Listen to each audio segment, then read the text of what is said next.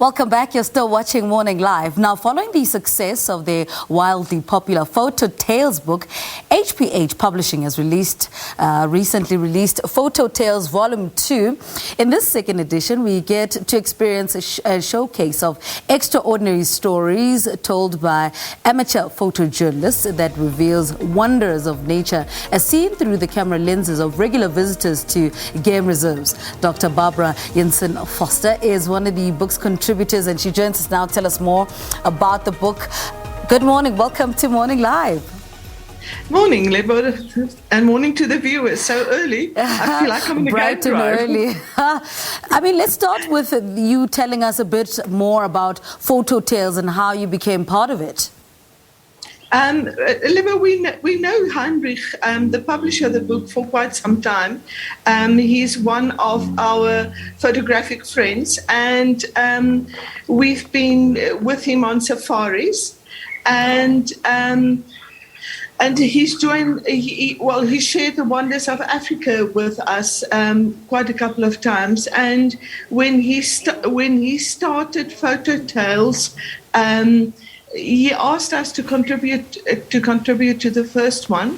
My husband shares the photographic passion with me, and he then asked us to submit books and submit stories. And both of our stories were accepted for the first book. And the photo you shared of the lion with the camera in her mouth was my first story that was accepted. Oh, and there's Scarface. Scarface, and that's the photo of the lion cubs that then subsequently played with my camera. And fortunately, like all cubs and all kids, they lost interest in their new toy quite soon, and we could have retrieved my camera. And the story behind that is, it was a bitterly cold day in Mashatu, in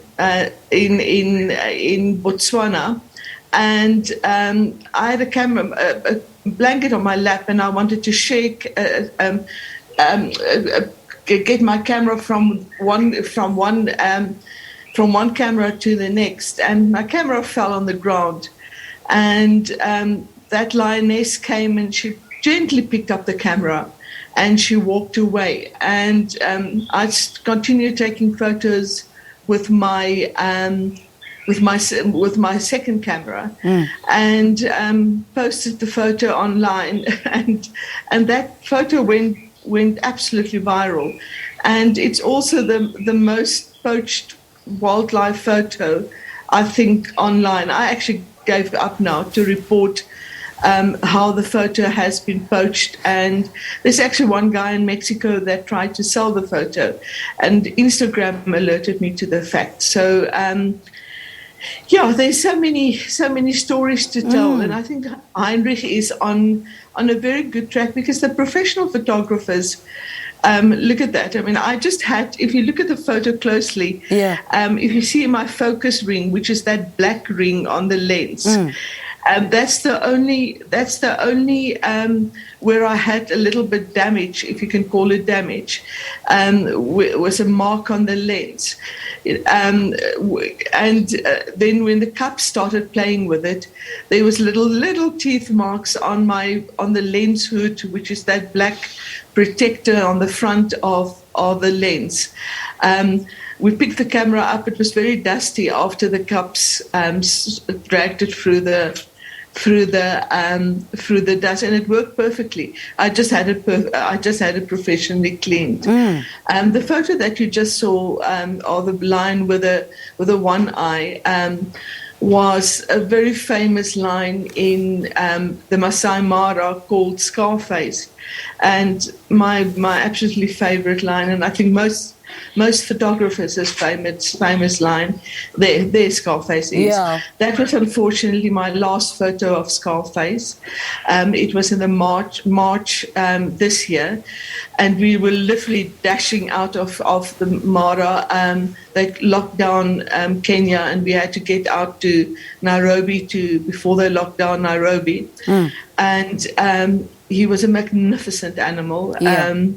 He had a permanent limp, and but such a warrior. In Swahili, warrior is Suja, and Scarface was a Suja. And there's an incredible story. He died earlier this year in about June, July, and he walked away from his pride quite a substantive amount of kilometers to the place for a lion in his condition, to the place where he was born to go and die. And he walked through quite a couple of other lion territories. And the male lions whose territories that he walked through, that at that point in time could have killed him easily because he was not in a good state, let him be. One of the prides whose territory he was born in, the Salas boys, is ferocious. They're beautiful boys, but they protect their territories. Actually left a kill for him. So that's the way of the animal world. I mean, speak to us of some of the common misconceptions about the wild and the animal kingdom out there. Well, we can learn such a lot about the animal kingdom. We often say, if we hear about a baby being raped, we say such animals. Animals don't rape their young.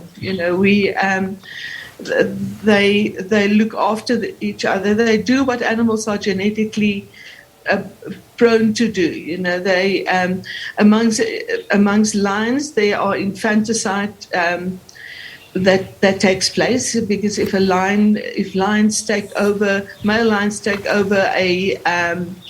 a new pride, they would kill the baby cubs in that pride, and it's. I would not like to see that, but that's what they do because they need to protect their bloodline. What we just have to do as humans when we go, oh, that's Doa, a beautiful lion. What we have to do as humans when we enter their territory, we have to respect their territory. Yeah. And I see it so often that people don't. They in the Masai Mara or whatever reserve for a day, and all they want to do is see the big five in that day, and they don't respect the space of the animals. That is, for example, shot with a 200 to 400 lens. Yeah. So we're far away from the animals. It seems like we're close, but you're not. So you need to protect. We're in their territory. They give you signs that you're too close, yes, and then you move away. There's photos of all the reserves, including the Kruger, where animals get agitated, especially the elephants. Yeah, stay away. You're in their space, and I really get upset by people that don't respect the space that they are in. Dr. Voster, I want to touch about, before our interview ends, I want to talk about some of the tips, and advice you have for, amateur photojournalists watching that aspire to capture images such as the ones contained in this book. What advice would you have for those photojournalists? I would, if they start off, don't buy the most expensive equipment first. Get the equipment that you can afford, and start off with that, and look at other photos. The professional photographers' photos, and find your niche. And do you like to photograph lions, elephants, As a wildlife photographer, you have to shoot what's in your viewfinder, what nature on that day, that spear boy, beautiful line, what nature presents. For example, that photo. Everyone wants to take a photo like that, of a little cub playing with his mom's skill. But you can't get into the car in the morning and say to your game driver, I want to find a lion cub on a dead eland. Yeah. You have to shoot what's in your viewfinder, and look at the eyes.